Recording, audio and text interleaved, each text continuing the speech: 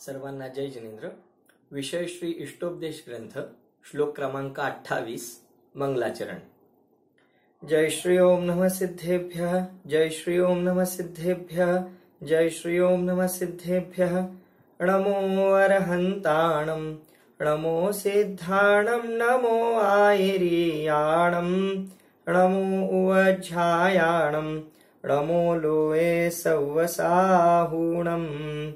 यस्य स्वयं स्वभावाप्तिरभावे कृत्स्नकर्मणः, तस्मै संज्ञानरूपाय नमोस्तु परमात्मने, नमोस्तु परमात्मने।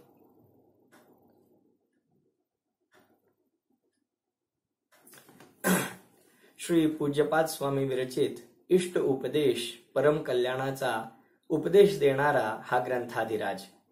यामध्ये आपण विगत श्लोकांमध्ये सर्व बाह्य संयोगांपासून भिन्न असणारा, आपल्या या शरीरामध्येच विद्यमान असणारा, देहरूपी देवळामध्ये राहणारा शुद्ध आत्मा कसा आहे याची आपण चर्चा केली। एक नित्य सदाकाळ एकरूप राहणारा, निर्मोह स्वरूपी, सर्व प्रकारच्या संयोगी भावांपासून भिन्न, सुखवान, सुखाचा सागर आणि ज्ञानपुंज असा हा शुद्ध आत्मा प्रत्येकासाठी शरण्यभूत आहे। आणि म्हणूनच या शरण्यभूत आत्म्याची शरण घेण्याने प्रत्येक जीवात्मा आपले अविनाशी कल्याण करू शकतो। आपण चत्तारी मंगल पाठामध्ये सुद्धा म्हणतो, अरहंते शरणं पवज्जामि, सिद्धे शरणं पवज्जामि, साहू शरणं पवज्जामि, केवली पण्णत्तम धम्मम शरणं पवज्जामि। याचा अर्थ काय होतो बरं? मी अरिहंतांना शरण जातो, मी सिद्धांना शरण जातो, मी साधू परमेष्ठींना शरण जातो आणि मी केवली भगवंतांनी सांगितलेल्या वीतराग धर्माला शरण जातो। अरिहंतांना शरण जाण्याने काय होणार आहे? मी अरिहंतांना शरण का जातो? वास्तवामध्ये मी अरिहंतांना शरण जातो याचा अर्थ हा आहे की त्या अरिहंतांनी आपल्या आत्म्याची शरण घेतलेली आहे, ते स्वतःच्या शुद्धात्म्याच्या शरणाला गेलेले आहेत आणि म्हणूनच ते आपल्या शुद्धात्म्याचा आश्रय कसा घेतला पाहिजे त्याचा मार्ग सांगू शकतात। आणि म्हणून माझं प्रयोजन हे अरिहंतांची शरण घेण्याचं वास्तविक नसून माझं प्रयोजन माझ्या आत्म्याची शरण घ्यायचं आहे। परंतु ती शरण कशी घेतली पाहिजे याचं मार्गदर्शन मिळवण्यासाठी मग अरिहंतांना शरण जातो, सिद्धांना शरण जातो। अशा प्रकारे या चत्तारी दंडक पाठामध्ये आपल्याला मार्गदर्शन करण्यात आलेलं आहे। पहा ना, एखाद्या अनोळख्या ठिकाणी दूरवरच्या प्रवासाला जात असताना लोक त्या ठिकाणी जाऊन आलेल्या लोकांना भेटायला जातात किंवा त्यांच्याकडे विचारणा करतात। उदाहरणार्थ सम्येत शिखरजीची वंदना पहिल्यांदा करणारे लोक पूर्वी जाऊन आलेल्या लोकांना त्यांचे अनुभव विचारतात। का विचारतात बरं? त्याचे कारण हे आहे की त्यांना स्वतःला जायचं आहे, केवळ त्यांचे अनुभव ऐकून समाधानी व्हायचं नाहीये। त्यांचं प्रयोजन आहे स्वतः त्या तीर्थक्षेत्राची वंदना करणं। परंतु त्या जातीचा अनुभव ज्यांच्या जवळ आहे त्यांच्या जवळ विचारल्याने त्यांच्या ज्ञानामध्ये भर पडते आणि कशा प्रकारे तो प्रवास सुकर केला जाईल, सुलभ केला जाईल याची माहिती मिळवण्यासाठी ते त्या लोकांच्या शरणी जातात, म्हणजे त्या लोकांकडे ते विचारायला जातात। अगदी त्याच पद्धतीने येथे प्रत्येक साधक जीवाला परद्रव्याची, दुसऱ्या तीर्थंकरांची शरण घेण्याची मूळ अपेक्षा नाहीये। मूळ अपेक्षा प्रत्येक साधकाला आपल्या आत्म्याची शरण घ्यायची आहे। परंतु ती घेत असताना अनेक अडचणी येतात, मार्गदर्शन मिळत नाही।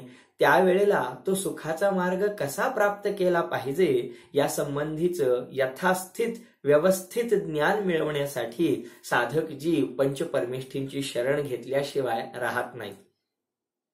आपल्या जीवनामध्ये सुद्धा उद्देश दोन प्रकारचे असतात मित्रांनो, दोन प्रकारचे। एक असतो प्रधान उद्देश आणि दुसरा असतो गौण उद्देश। म्हणजे प्रधान उद्देश आणि गौण उद्देशाला आपण उदाहरणाद्वारे समजून घ्यायचं झालं तर आपल्याला घर बांधायचं आहे, हा झाला आपला प्रधान उद्देश, की मुख्य उद्देश हा आहे की घर बांधणं। मग एकदा घर बांधायचं नक्की झालं की मी घर बांधणाऱ्या लोकांना पाहिलेलं आहे, तर त्यांच्याजवळ एक चिठ्ठी असते किंवा एक प्राधान्यक्रम असतो की त्याच्यामध्ये आज करायची सगळी कामं लिहिलेली असतात। आज काय करायचे आहेत? आज विटा खरेदी करायच्या आहेत, सिमेंट आणायचं आहे, मजुरांना सांगायचं आहे। म्हणजे ते घर बांधायचं नक्की झाल्यानंतर घराचा पाया खणण्यापासून ते पूर्ण घर बांधून होईपर्यंत त्यांच्याकडचा दररोज प्रोग्राम बदलत असतो.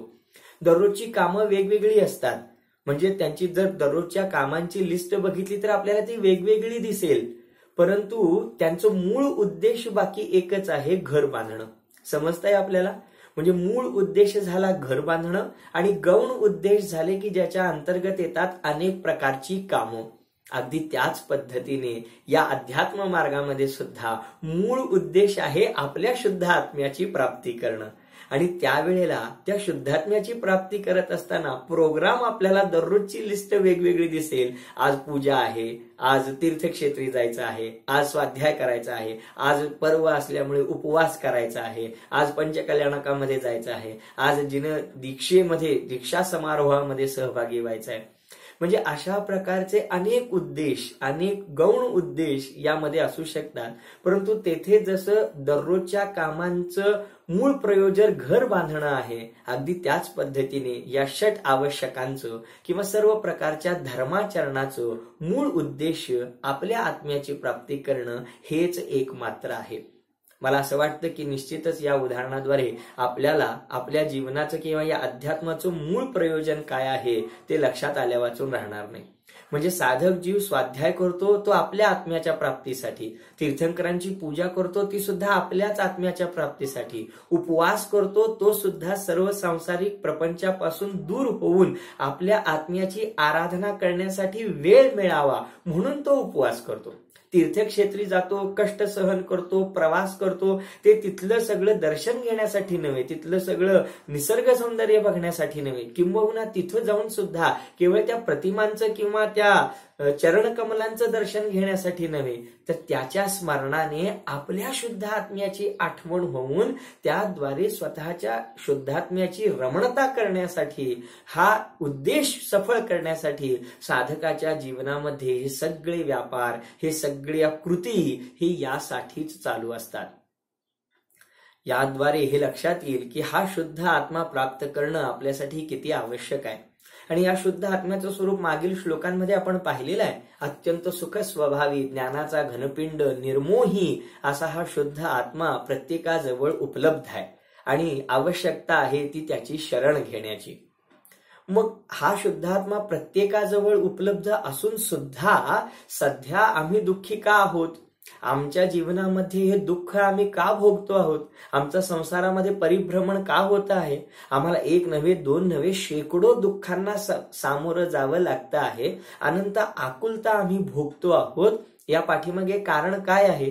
बरोबर याच प्रश्नाचं उत्तर आता या 28 क्रमांकाच्या श्लोकामध्ये श्री पूज्यपाद स्वामी सांगत आहेत.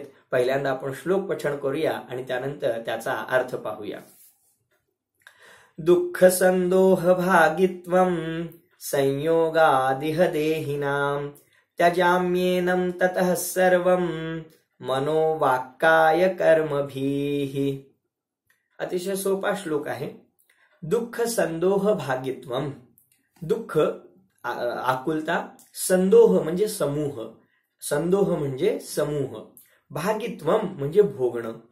दुःख भोगणं म्हटलेलं नाही पूज्यपाद स्वामींनी, दुःख संदोह भागित्वम म्हणजे दुःखांचा ग्रुप, दुःखांच्या समूहाला भोगावं लागतं. एक दुःख नाही, अनेक दुःखांचा ससेमिरा या जीवाच्या मागे लागतो. अनेक दुःखांच्या समूहाला भोगावं लागतं. कशामुळे? संयोगात, संयोग संबंधामुळे, हे एकत्रित आल्यामुळे.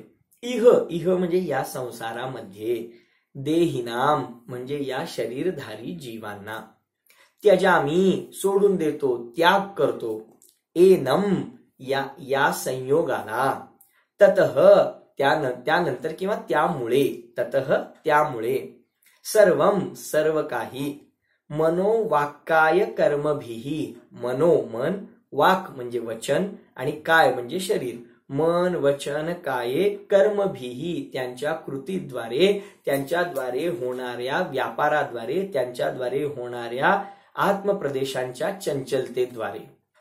हा झाला शब्दार्थ. आता आपण याचा अन्वयार्थ बघूया. इह म्हणजे या संसारामध्ये संयोगात या सर्व परद्रव्यांच्या संयोगामुळे, संयोग झालाय ना, आहे तर शुद्धात्मा खरा शरीरामध्ये विद्यमान, परंतु या आत्म्याला शरीराचा पण संयोग झालेला आहे आणि शरीरासोबत असलेले जे अनंत बाकीचे परपदार्थ आहेत त्यांचाही संयोग झालेला आहे. तर इह म्हणजे या संसारामध्ये, संयोगात म्हणजे या सर्व प्रकारच्या संयोगामुळे, देहिनाम म्हणजे देहधारी जे जीव आहेत, म्हणजे शरीर ज्यांनी धारण केलेले आहे संसारी आत्मे, जे आत्मे शरीराने रहित आहेत ते सिद्ध झाले, ते अशरीरी बनले, त्यांची इथे गोष्ट नाही आहे. या संसारामध्ये संयोगात सर्व पदार्थांच्या संयोगामुळे देहिनाम या संसारी जीवांना दुःख संदोह भागित्वम, दुःखांच्या समूहाला भोगावं लागतं. या संसारामध्ये शरीरधारी जीवांना परद्रव्यांच्या संयोगामुळे दुःखांच्या समूहाला भोगावं लागतं. ततः म्हणून, त्यामुळे एनम सर्वम संयोग संबंधम, या सर्व प्रकारच्या संयोगाला, या सर्व प्रकारच्या संयोग संबंधाला मनोवाक्काय कर्मभिही, मन वचन कायेद्वारे अहम त्याजामी, मी सोडून देतो, मी यांचा त्याग करतो. अशा प्रकारे या 28 क्रमांकाच्या श्लोकामध्ये या शुद्ध आत्म्याला इतकं परिपूर्ण असं स्वभावरूप ऐश्वर्य लाभून सुद्धा हा आत्मा 4 गतींमध्ये का दुःख भोगतो आहे त्याची कारण मीमांसा सांगताना संयोगाला प्रधान सांगितलेला आहे. बघूया आपण आता याची चर्चा विस्ताराने करूया. हा शुद्ध आत्मा एवढा शक्ती संपन्न सुखवान असताना सुद्धा याला दुःखाची सुरुवात कुठून झाली बरं, कशामुळे झाली? तर सगळ्यात पहिलं कारण जे या श्लोकामध्ये मुख्य करून सांगितलेलं आहे ते आहे संयोग. मग संयोग कशाचं नाव आहे? संयोग याचा अर्थ एका वस्तूच्या संपर्कात दुसरी वस्तू येणं, याचं नाव संयोग, आणि 2 वस्तू एकमेकांपासून दूर जाणं याचं नाव वियोग. हे तर आपण सर्वजणच जाणता. मग संयोगामुळे दुःख उत्पन्न होतं, हे कसं काय? मी यासाठी आपल्याला उदाहरण देईन गोमटसार कर्मकांड या नावाच्या ग्रंथामधलं. फार सुंदर उदाहरण आलेलं, आपल्याला सुद्धा खूप आनंद होईल. इतकं छान उदाहरण देऊन आचार्यांनी एवढा अवघड विषय स्पष्ट केलाय. हा अत्यंत सौख्यवान आत्मा, सुखाचा समुद्र रूप आत्मा दुःखाला प्राप्त कसा करतो? तर तिथे त्यांनी सांगितलेलं आहे की ज्याप्रमाणे लोखंडाने अग्नीने अतिशय गर्म लाल सुर्ख झालेला लोखंडाचा गोळा पण साधा सुद्धा नाही, त्याला अग्नीने भरपूर उष्णता दिलेली आहे आणि तो लाल झालेला आहे. असा तो लाल झालेला, उष्णतेने भरलेला गरम असा लोखंडाचा गोळा पाण्यामध्ये टाकला तर तो लोखंडाचा गोळा जसा चोहो बाजूंनी पाणी ओढून घेतो, शोषून घेतो, त्याप्रमाणे हा शुद्ध आत्मा सुद्धा एकदा का या शरीराच्या संपर्कात आला, शरीराच्या संयोगात आला, शरीरवान झाला की तो चोहो बाजूंनी कर्मांच्या परमाणूंना खेचू लागतो. लोखंडाचा गोळा थंड असेल तर पाणी खेचणार नाही. लोखंडाच्या गोळ्याला उष्णता दिली, उष्णतेचा संयोग झाला की पाणी खेचू लागतो. त्याप्रमाणे हा शुद्ध आत्मा कर्म खेचू शकत नाही, परंतु तो शुद्ध आत्मा शरीराच्या संयोगात आला की तो चोहो बाजूंनी कर्म परमाणूंना खेचू लागतो. म्हणजे या शुद्ध आत्म्याला पहिला संयोग झाला शरीराचा, आणि शरीराचा संयोग झाल्या कर्मांचा आश्रव झाला, कर्मांचा संयोग झाला, आणि एकदा कर्मांचा संयोग झाला की कर्मांचा उदय आल्यानंतर मग नो कर्मरूप हा सगळा बाहेरचा परिग्रह उभा राहायला वेळ लागत नाही. तर या पद्धतीने हा शुद्ध आत्मा संयोगामध्ये येऊन, या परद्रव्यांच्या संपर्कामध्ये येऊन स्वतःच्या आत्मस्वरूपाला विसरला आणि त्यामुळे अनंत दुःखाला, क्लेशाला प्राप्त झाला. असं संयोगाचं स्वरूप आपण पहिल्यांदा येथे समजावून घेतलं पाहिजे. काय किती विशेष आहे, किती सुंदर इथे विवेचन केलेलं आहे की या सर्व संयोग प्राप्त झाल्यामुळेच जीव मोहाला फसला. मोह या जीवाला होण्याचं कारण जर एकटाच एकत्वामध्ये सुंदर असणारा, रममाण असणारा जर शुद्धात्मा असता तर दुःख आकुलता होण्याची काही आवश्यकताच नव्हती किंवा तशी शक्यताच नव्हती. परंतु येथे मोह उत्पन्न होण्यासाठी आवश्यक असे जे संयोग आहेत ती निमित्त रूपाने असणारे जे संयोग आहेत ते संयोग उभे ठाकले, जीव अज्ञानी झाला आणि त्या अज्ञानाने तो स्वतःला कर्मबंधनांनी लिप्त करू लागला. असं हे संयोगांचं स्वरूप आहे. काय संयोगांचं विचित्र रूप आहे. खरोखर विचार करू तेवढी त्यातली विडंबना आपल्याला सहजरित्या लक्षात येते. पहा ना, एवढ्या सगळ्या पदार्थांच्या संयोगात आल्यानंतर आम्ही त्याच्यामध्ये सुख मानू लागतो. काय खरोखर सगळ्यांची ही सुखासंबंधीची कल्पना एकसारखी आहे? कधी खरोखर आपण ह्याच्यावरती विचार केलेला आहे? खरोखर आपण ह्याच्यावरती विचार करावा. मी आता तो मुद्दा सांगतो आहे. पहा ना, कोणी एखादा जीव असतो की ज्याला संयोगांमध्ये सुख कसं वाटतं त्याची चर्चा करतो आहे. कुणी एखादा मनुष्य असतो की त्याला खाण्यापिण्यामध्ये चांगले चुंगले रुचकर पदार्थ खाण्यामध्ये खूप आनंद वाटतो आणि तो त्यासाठी भरपूर पैसा खर्च करतो किंवा तो काहीही करायला तयार असतो. म्हणजे त्याला रसनेंद्रियाचे भोग खूप आनंद देतात. आश्चर्य म्हणजे दुसरा एखादा व्यक्ती असतो की त्याला खाण्यापिण्याचे एवढे चोचले नसतात, परंतु अंगावरती कपडे बाकी पॉश अतिशय सुंदर पाहिजेत. तो असा विचार करतो, खाल्लेलं काय कुणाला माहिती, आपल्याच घरात राहतं, पण कपडे आपल्याला बाहेर उपयोगी पडतात. लोक आपली किंमत कपड्यांवरून करतात आणि त्यामुळे कपड्यांमध्ये त्याची रुची जास्त असते.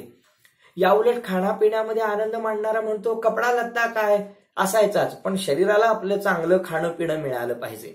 म्हणजे अशा प्रकारे दोघांच्या सुखरूपी कल्पनेमध्ये फरक आहे मित्रांनो. यापेक्षा काही लोक वेगळेच असतात, त्यांच्या बाबतीत वेगळंच घडतं.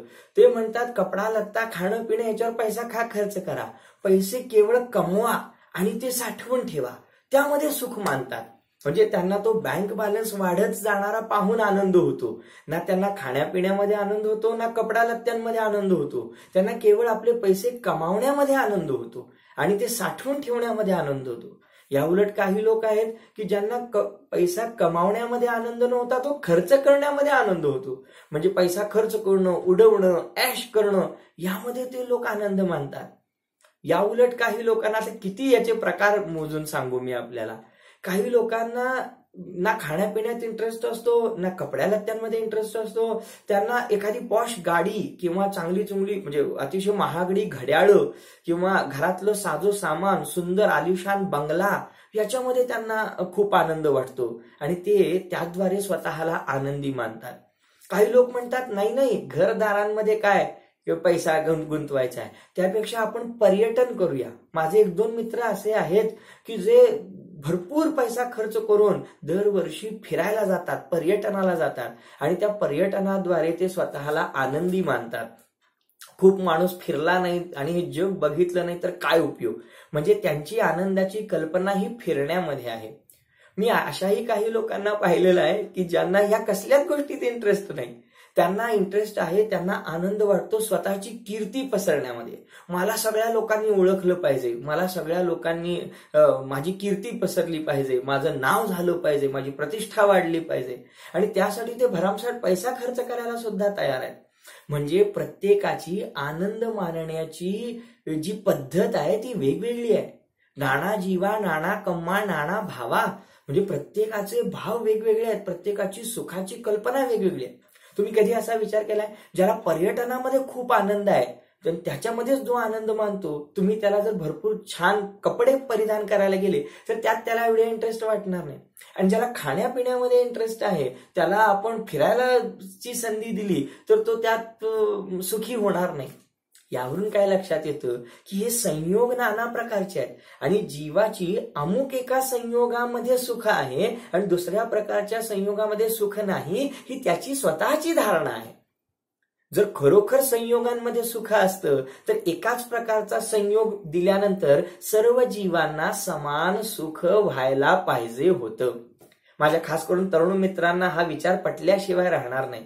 जर खरोखर अमुक एका संयोगामध्ये सुख असतं तर तशा प्रकारचा संयोग उपलब्ध केल्यानंतर सर्वच जीवांना समान सुख व्हायला पाहिजे होतं, पण ते सुख होताना दिसत नाही. याच्यावरून हा सिद्धांत येतो की त्या संयोगांमध्ये सुख नसून आम्ही त्या अमुक प्रकारच्या संयोगांमध्ये स्वतःला सुखी मानतो आणि अमुक प्रकारच्या संयोगांमध्ये आम्ही दुःखी मानतो. यावरून काय आपल्याला हस्तगत झालं? यावरून आपल्याला कोणतं तथ्य गवसलं की बाबा रे, संयोग सुद्धा सुख दुःखदायक नसतात. त्या संयोगांच्या आधारे, त्या संयोगांच्या निमित्ताने आम्ही जे संयोगी भाव करतो ते खऱ्या अर्थाने सुख दुःखदायक ठरतात. फार कठीण आहे नाही? कठीण नाही. आपण हे पहिल्यांदा ऐकतो आहोत म्हणून थोडंसं कठीण वाटू शकतं, परंतु कठीण नाही आहे. संयोग वेगळे, संयोगी भाव वेगळे. संयोग वेगळे, संयोगी भाव वेगळे. संयोग म्हणजे जो काही परिस्थिती समोर आलेली आहे ती, आणि संयोगी भाव म्हणजे मी त्याला रिॲक्ट कसा होतो, मी त्याच्याशी काय धारणा करतो, मी त्याविषयी विचार काय करतो, मी त्यावेळेला कोणते कषाय करतो, याचं नाव आहे संयोगी भाव. आणि मग लक्षात येईल की वास्तवामध्ये संयोग सुखदुःखाला कारण नसून संयोगी भाव सुखदुःखाला कारण आहे. अतिशय प्रसिद्ध उदाहरण म्हणजे अर्धा पेला भरलेला की रिकामा. संयोग आहे, पेल्यामध्ये जेवढं पाणी आहे ते भरलेलं आहे. आता तो रिकामा की भरलेला, याचं नाव आहे विचार करणं, याचं नाव आहे संयोगी भाव. आणि जो काही पेला आहे त्याच्यामध्ये जितकं पाणी भरलेलं आहे त्याचं नाव आहे संयोग. तर यावरून लक्षात येईल की संयोग महत्वाचे नसून संयोगी भाव जीवासाठी महत्वाचे आहे, आणि त्याद्वारे जीव सुखी होणार की दुःखी होणार हे निश्चित होतं. तर या श्लोकामध्ये आपण हे मर्म समजून घेतलं पाहिजे की या संसारामध्ये हा जीवात्मा या सर्व प्रकारच्या संयोगांमुळे, इथे भाषा संयोगांमध्ये म्हटलेली आहे, परंतु आपण समजून घेतलं पाहिजे की या सर्व संयोगांच्या निमित्ताने होणाऱ्या आपल्या संयोगी भावांमुळे जीव दुःखांचा समूह भोगत राहतो. दुःखांचा समूह भोगत राहतो. म्हणजे एक दुःख नाही, अनेक दुःख भोगत राहतो. म्हणजे ग्रुप, त्या एक कुठे दुःख आहे, म्हणजे एक दुःख कुठे आहे, म्हणजे अनेक दुःखांचा ससेमिरा या जीवाला त्रास देत राहतो. आपण पाहिलं होतं मागे एका श्लोकामध्ये की त्या रहाट गाडग्याप्रमाणे या संसारामध्ये संकट एक झाल्यानंतर एक आपल्या मागे नेहमी येतच असतात. आणि ते आपण असं अल्डोराडोची गोष्ट सांगितली होती की हे झाल्यानंतर मी सुखी होईन, हे दुःख दूर केल्यानंतर मी सुखी होईन, हे संकट गेलं की मी वाचलो. वास्तवामध्ये असं होत नाही. मरण होईपर्यंत या संसाराचं स्वरूपच असं आहे की हा संसार अशा प्रकारच्या प्रतिकूलतांनी किंवा संकटांनी भरलेला आहे. ही जणू अडथळ्यांची शर्यतच आहे. आणि त्यामुळे हा दुःखांचा समूह जीवाला हा नेहमी त्रास देत राहतो स्वतःच्या संयोगी भावांमुळे. आणि म्हणून कुणीही, कोणताही जीवात्मा या सर्व प्रकारच्या या दुःखांच्या समूहामध्ये कधीही सुखी राहू शकत नाही. कसं सुखी राहू शकत नाही? घराला आग लागली असेल तर त्या घरामध्ये निवांत झोपणारा कोण आहे? जंगलामध्ये एकटा सापडलेला असताना बाजूला सगळे जंगली श्वापद फिरताहेत, मध्यरात्रीची वेळ आहे, आणि अशा वेळेला एखादा मनुष्य त्या जंगलात अडकलेला आहे. बोला, तो निवांत कसा झोपणार? ज्यानं अट्टल गुन्हा केलेला आहे, भयंकर चोरी मारी दरोडे केलेले आहेत, खून केलेले आहेत, अशा अपराध्याला शोधण्यासाठी पोलिसांची टीम गस्त घालते आहे. सगळे हजारो पोलीस त्याला शोधत आहेत. बोला, अशा अपराध्याला निवांत झोप कशी येणार? अजिबात येऊ शकत नाही.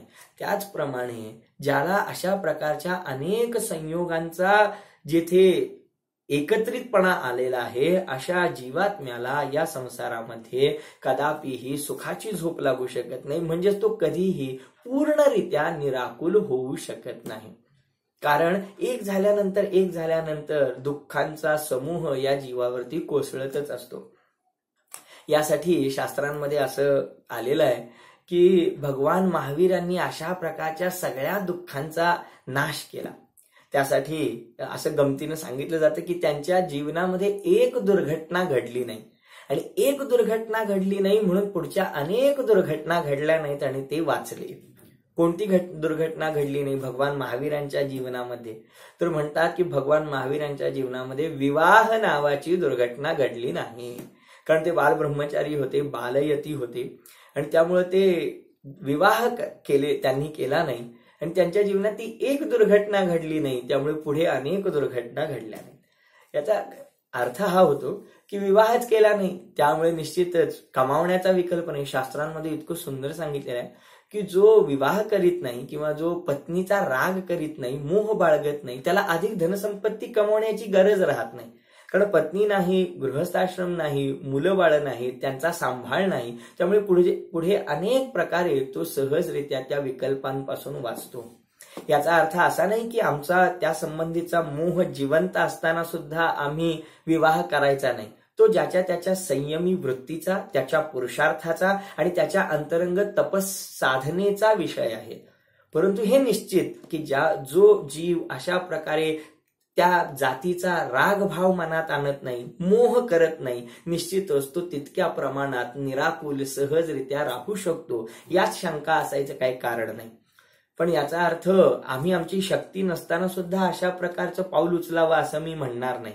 कारण मनामध्ये वासना जिवंत असेल, मोह असेल आणि आम्ही देखादेखी जर अशा प्रकारे आमच्या भूमिकेला सोडून जर एखादं व्रताचरण किंवा शुभाचरण केलं तर निश्चितच ते फार काळ टिकत नाही आणि मग तो जो मार्ग, जो व्यवस्थितरित्या किंवा समाजमान्य मार्ग आहे तो सुद्धा सोडून मग आमची विपरीत प्रवृत्ती सुद्धा होऊ शकते. ठीक आहे, थोडं विषयांतर झालं, पण यामधून सांगण्याचा भाव एकच होता की भगवान महावीरांच्या जीवनामध्ये विवाहरूपी घटना घडली नाही आणि त्यामुळे निश्चितच त्यांच्या जीवनामध्ये पुढील सुद्धा अनेक जे विकल्प, अनेक जे राज्यकारभाराचे, संसार संचालनाचे जे विचार त्यांना येऊ शकले असते ते त्यांना आलेच नाहीत.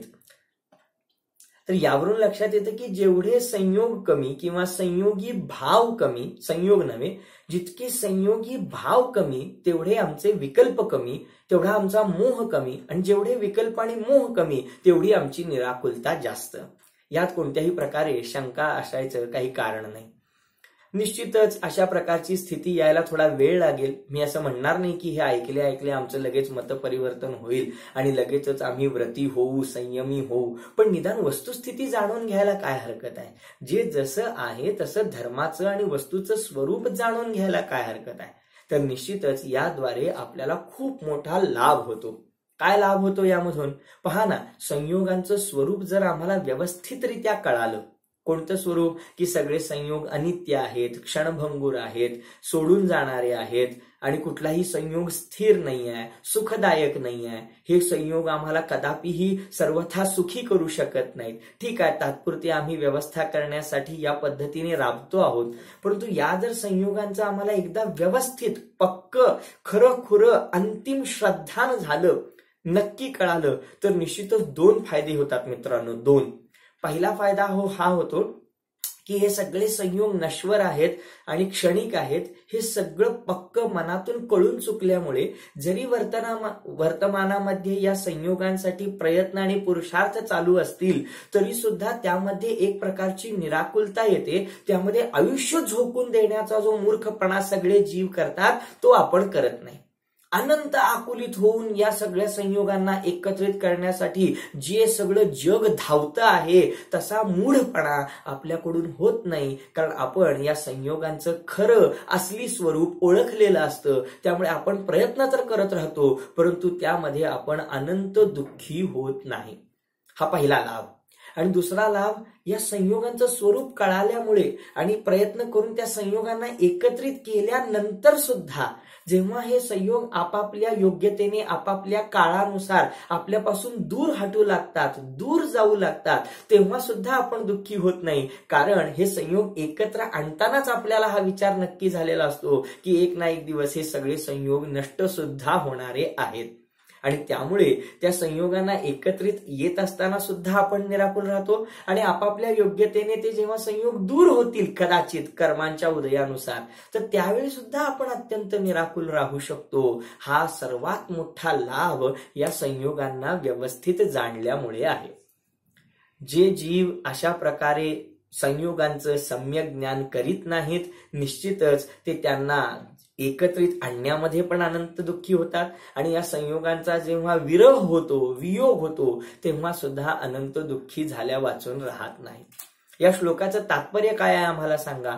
इतकंच तात्पर्य आहे की बाबा रे, या संसारामध्ये हा जीवात्मा अनंत सुख स्वभावी असून सुद्धा या संसारामध्ये या सर्व संयोगांमुळे, या संयोगांमुळे तयार झालेल्या संयोगी भावांमुळे, त्याच्यामध्ये मोह आसक्ती केल्यामुळे, अज्ञान केल्यामुळे, त्या संयोगांचं स्वरूप व्यवस्थित समजावून न घेतल्यामुळे एक नव्हे, दोन नव्हे, तीन नव्हे, शेकडो हजारो दुःखांना एक झाल्यानंतर एक दुःख समूहाला भोगतच राहतो. कधीही त्या दुःखापासून सुटका होत नाही. मग सुटका करायची असेल तर आम्ही काय केलं पाहिजे? सुटका करायची असेल तर म्हणतात मनोवाक्काय कर्मभिही एनम त्यजामी. मी या सर्व संयोगी भावांना मन, वचन, कायेद्वारे यांचा त्याग करतो. संयोगांचा त्याग तर होणारच आहे, संयोगांचा त्याग तर आपण करूच, पण सगळ्यात पहिल्यांदा मुख्य पुरुषार्थाची भूमिका आहे की त्या संयोगांसंबंधीचं जे माझं अज्ञान, संयोगांसंबंधीचा जो माझा मोह, तो पहिल्यांदा सुटला पाहिजे. म्हणून मनाद्वारे, वचनांच्या द्वारे, कायेद्वारे मी या सर्व संयोगी भावांचा अंतरंग परिणतीपूर्वक परित्याग करतो. जे दुःखाचं मूळ कारण संयोगी भाव आहे तेच नष्ट करून टाकलं तर आता दुःख कसं होणार? जर आम्ही बीज पेरलं नाही तर झाड कुठून येणार आणि त्या झाडाला फळे कशी लागणार? अगदी त्याच पद्धतीने येथे जर आम्ही या संयोगी भावांचाच अभाव करून टाकला, विकारांचाच नाश करून टाकला, मोह परिणतीलाच नष्ट केलं, तर निश्चितच आम्हाला या दुःखांच्या समूहाला अजिबातच भोगावं लागणार नाही. मन, वचन आणि शरीर हे या आत्म्यासोबत कर्मांना आकर्षित करण्याचे द्वार आहेत. काय, वांग, मनः, कर्म, योगः स आश्रवः असं तत्वार्थ सूत्रामध्ये सांगून ठेवलंय. म्हणजे आत्म्याला जो कर्मांचा आश्रव होतो, कर्मांचं येणं आणि कर्मांचा जो बंध होतो, त्याचे 3 द्वार आहेत. एक शरीर आहे, एक वचन आहे आणि एक मन आहे. तर मन, वचन, कायेच्या माध्यमातून कर्म येतात आणि जीवाला बांधले जातात. आणि जर जीवाने या मन, वचन, कायेच्या प्रवृत्तीचाच त्याग करून टाकला, या आत्म्याचे जे प्रदेश कंपित होतात, आत्म्याचे प्रदेश परिस्पंदाला प्राप्त होतात, म्हणजे आत्मप्रदेशांमध्ये चंचलता येते, आत्म्याचे प्रदेश हे हलतात, अस्थिर होतात. आणि यामध्ये कारण आहे ते मन, वचन, कायेची प्रवृत्ती.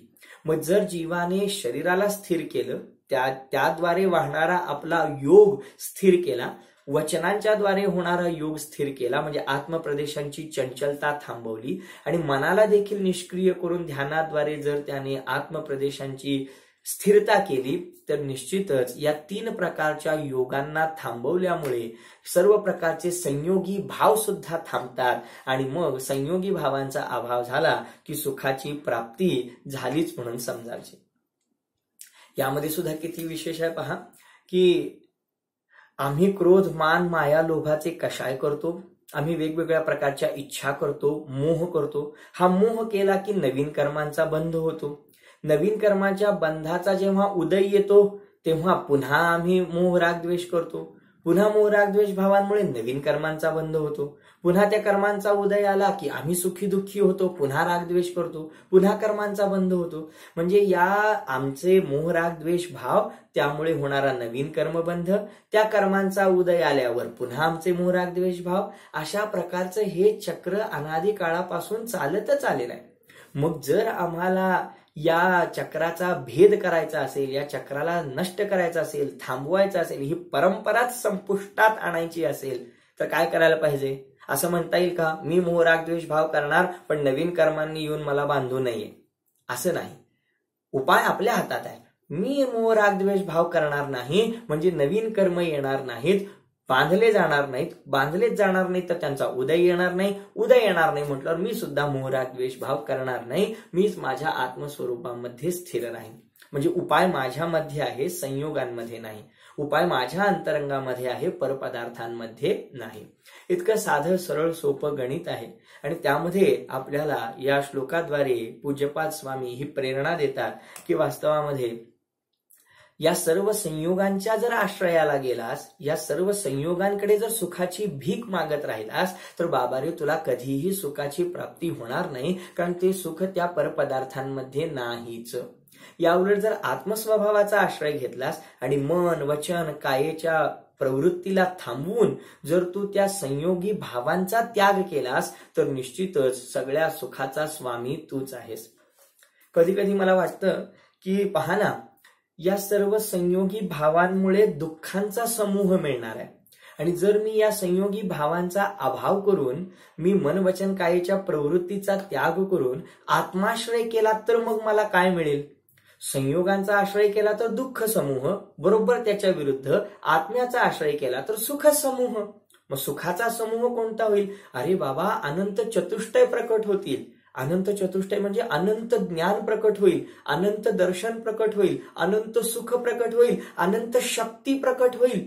हे जे आत्म्यामध्ये असणारे अनंत गुण ते अनंत विशुद्धतेला प्राप्त होतील आणि त्याद्वारे हा आत्मा परिपूर्ण विकासाला प्राप्त होईल. हे फळ आहे आत्म्याच्या शरणी जाण्याचं आणि त्याद्वारे हा आत्मा अनंत सुखाला प्राप्त सहजरित्या होऊन जाईल. आणि असं देखील नाहीये बरं का की ज्यांच्याजवळ भरपूर धनसंपत्ती आहे, ऐशो आराम आहेत, गाडी बंगला दुकान मकान ज्यांच्याकडे भरपूर आहे त्यांनी त्या पैशाद्वारे सुखी व्हावं आणि ज्यांच्याजवळ पैसा अडका नाही, जे सामान्य परिस्थितीमध्ये आहेत त्यांनी या अध्यात्माच्या प्राप्तीद्वारे सुखी व्हावं असं नाहीये. कोणालाही सुखाची प्राप्ती करायची असो त्यांच्यासाठी एक अध्यात्म प्राप्ती हाच एकमात्र उपाय आहे, दुसरा कोणताही उपाय नाही.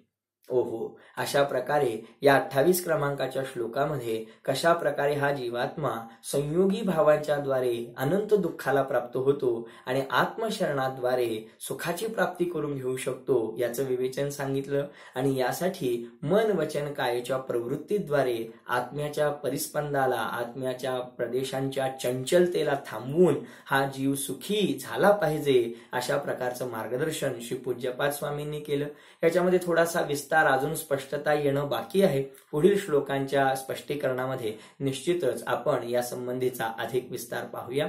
आजचा वेळ पूर्ण झाला. आपण निश्चितच या सर्व तत्वज्ञानाचा आधार घेऊन मोक्ष मार्गामध्ये स्वतःला स्थापित कराल या मंगल भावनेने ओम नमः. ज्या वाणी के ज्ञान से सूझे लोकालोक, सो वाणी मस्तक नमो सदा देत हूँ ढोक, सदा देत हूँ ढोक. योलो द्वादशांगमयी जिनवाणी माता की जय हो, जिन धर्म की जय हो.